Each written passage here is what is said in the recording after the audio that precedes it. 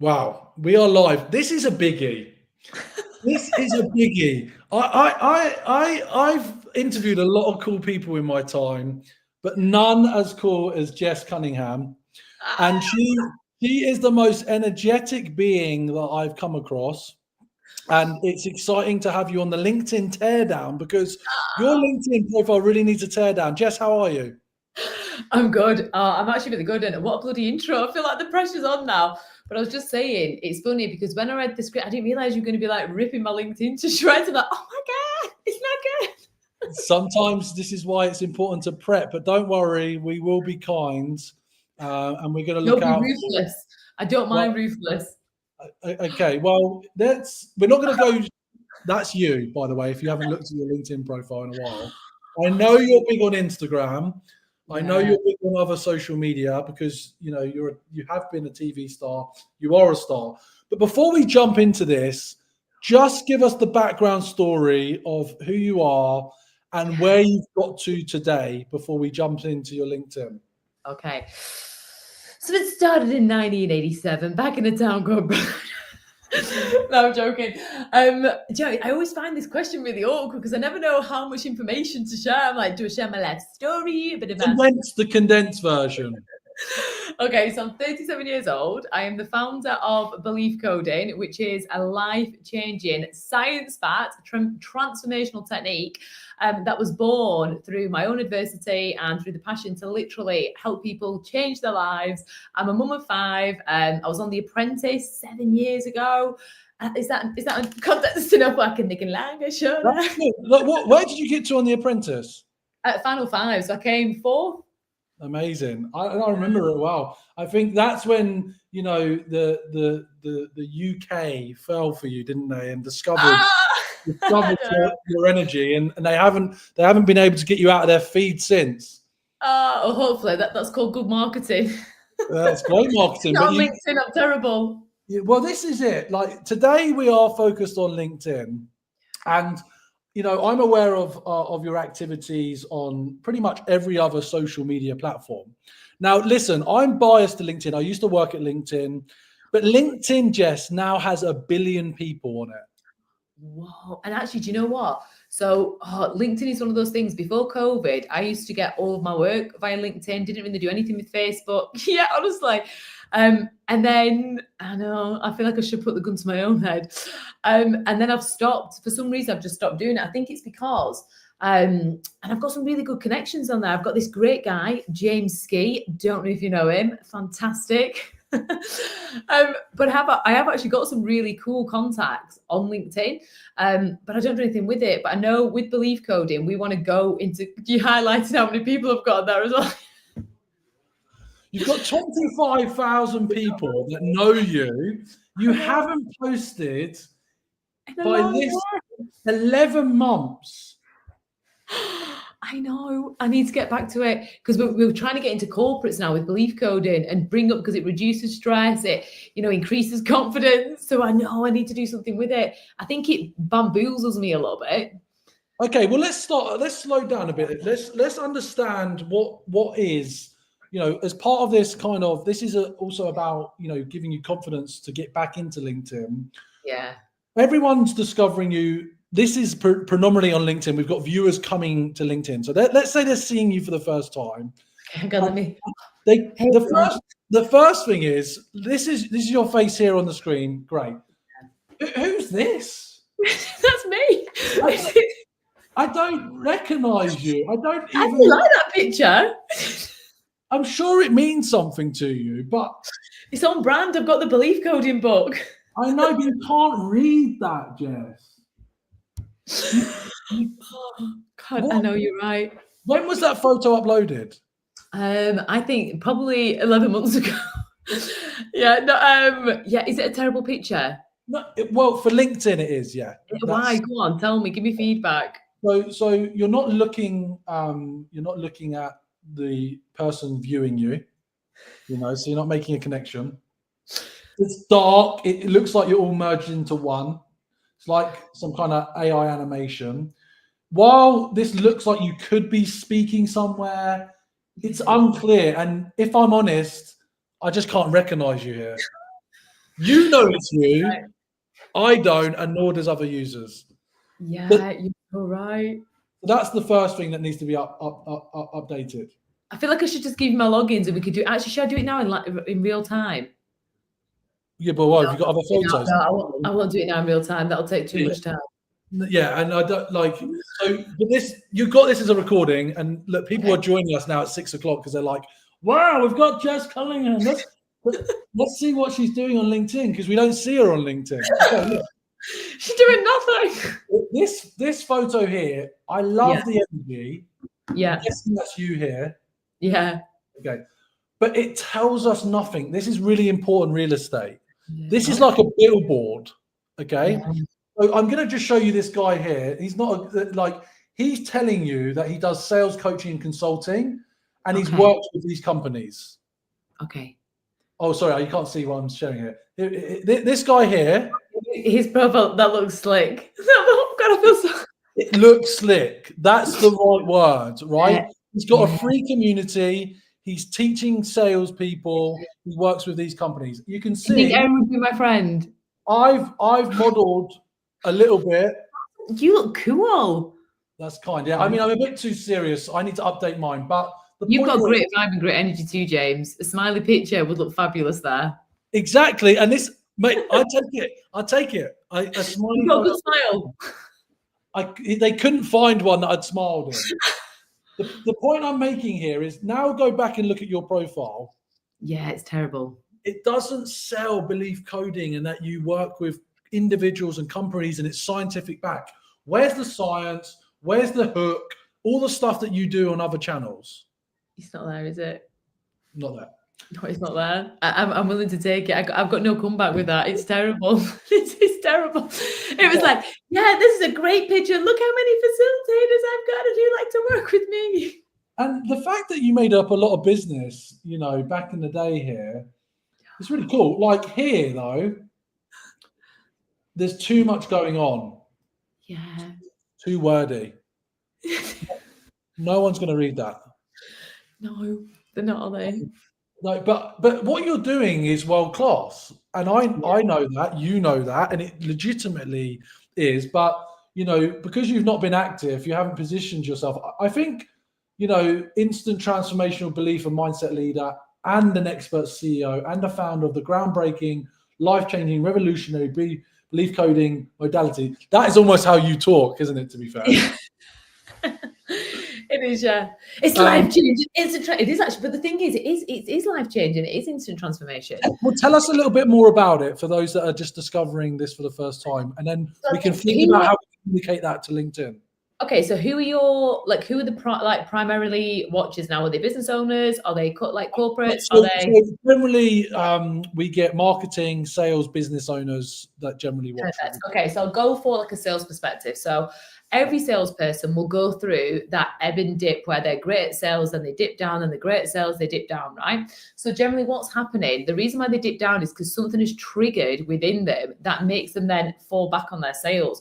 So what belief coding does, it works with any discomfort, any feeling, any negative thought, any negative feeling, any negative thought, and any negative action. And it goes back to the root cause of where that negative thought, feeling, or action was created.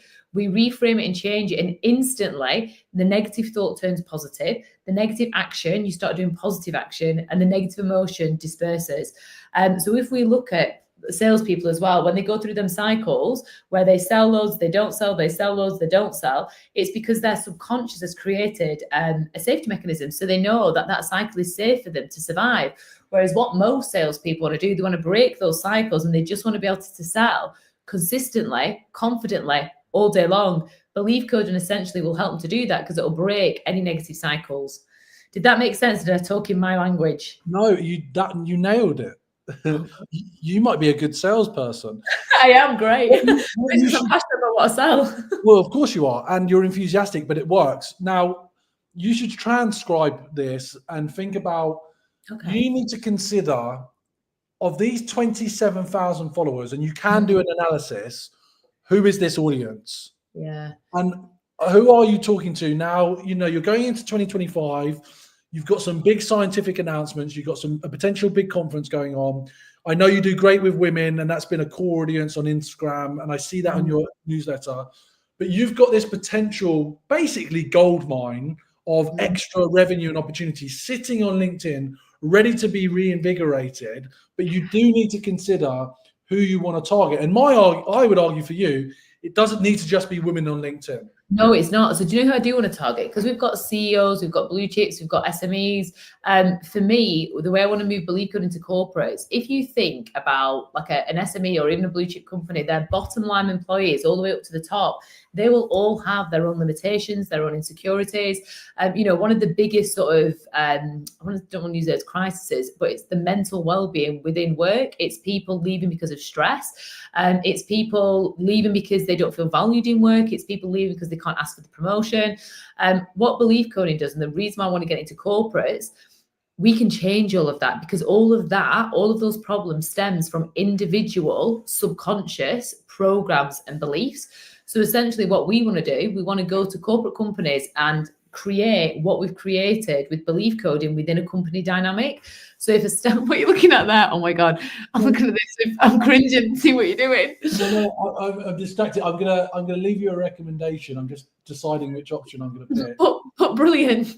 Yeah, sorry if I'm getting distracted. Like, it's upsetting me, Jess. It's upsetting me, James. Like, I'm just like, you've got this like amazing foundation. So, and I was listening to what you were saying. So, all these CEOs, these people, and I buy into it, by the way, because I'm bipolar. It's a mood disorder. I live with the ups and downs. And so again, so we've worked with people that have bipolar. So bipolar is a trauma response. So essentially what we could do is we could work with your trigger points when it triggers the bipolar, and that would go back to key experiences. When we go back to those key experiences, again, what we do, we'd reframe them. And you'd stay, like your emotions would stay, but like you wouldn't have such intense shifts. Well, that sounds. I'm ready. And scientifically, we can say that. So, honestly, we can actually, because what's that the best? But yeah, honestly, it is that we've worked with. So some of my facilitators, they work with people with really serious mental health conditions like psychosis. Oh my God, like everything you can possibly imagine. It's all trauma based, and a lot of the time, most people don't have context to why they are the way they are. And also as well, when we talk about trauma could be something as simple as the teacher shouting at you when you're 4 years old in reception, and it stays with you, and that can literally create lifelong anxiety. Or it could be as simple, or it could be, as deep as, sexual abuse or domestic violence. Trauma and negative experiences are how we perceive the situation, how it stores in our body, which then creates protective mechanisms, which pulls us towards the things we want or repels us against the things that we want. Yeah, and do you know what? Interestingly, we're the same age. I'm 38 on Saturday, so I'm 37, and I haven't cracked it. Like I've been in 7 different hospitals, 200 nights I've spent in mental health hospitals. Wow. Yeah, I've still been able to have a career, still had a life, but I'm still, I'm still not though as solid as I would like to be, basically. And so I'm interested. So, what's the strategy?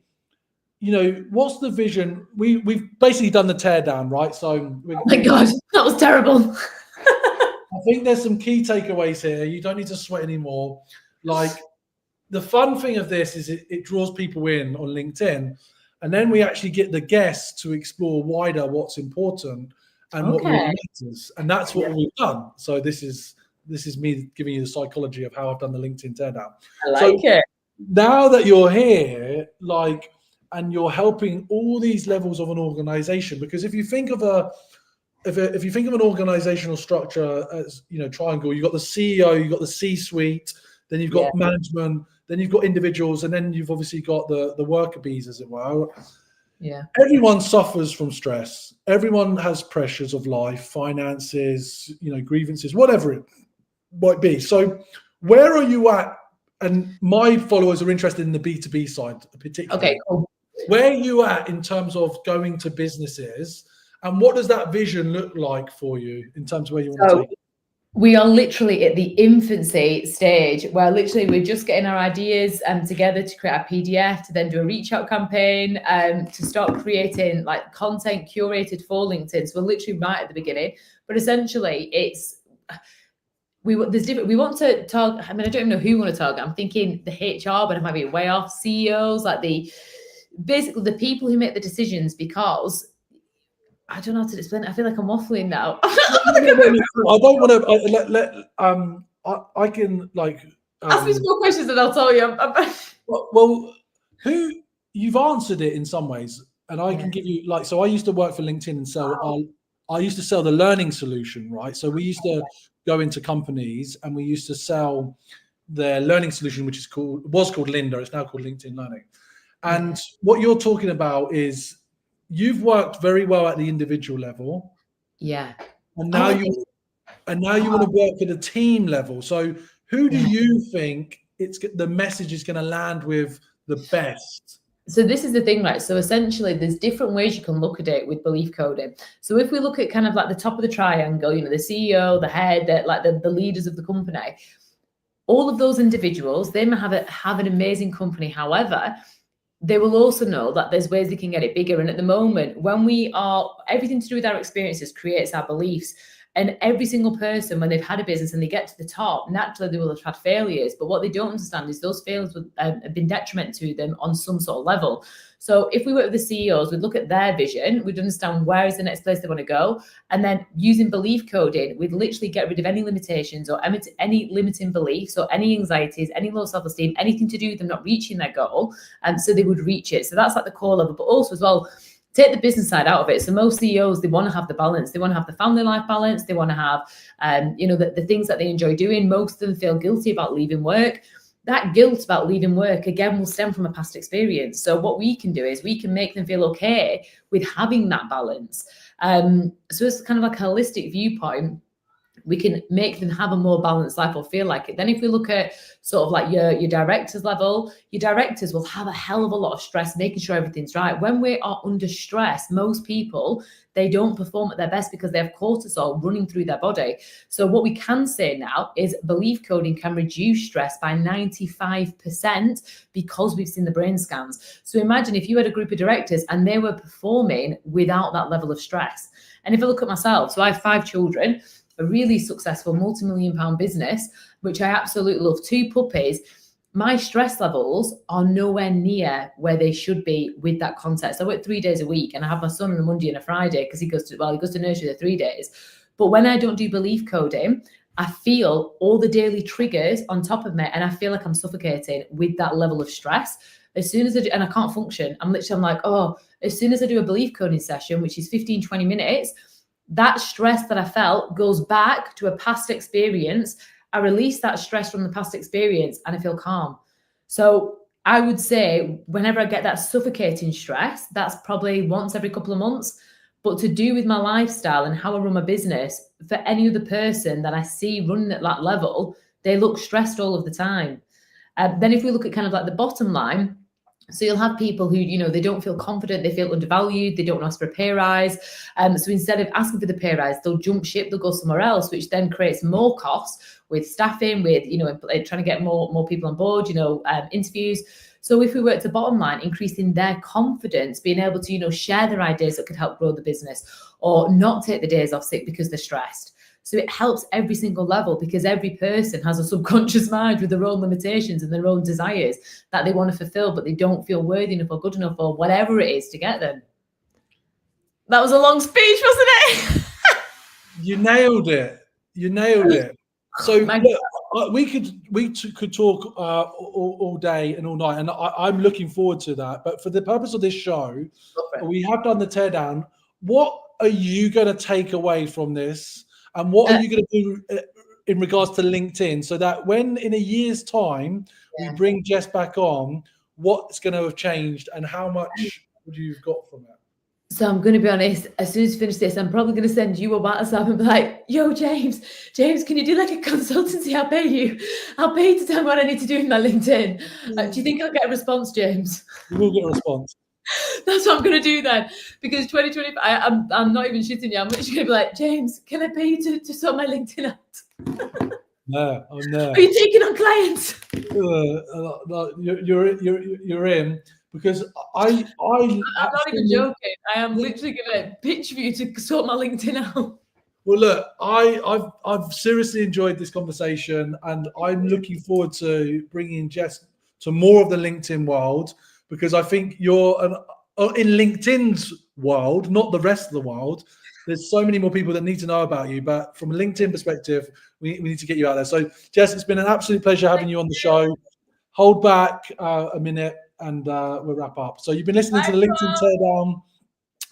You've got to know Jess. I've been your host, James Ski. Comment if you catch us on YouTube or Twitter or LinkedIn or Facebook or wherever if you want to see more. And we'll keep bringing you back superstars like Jess that need to improve their LinkedIn profile.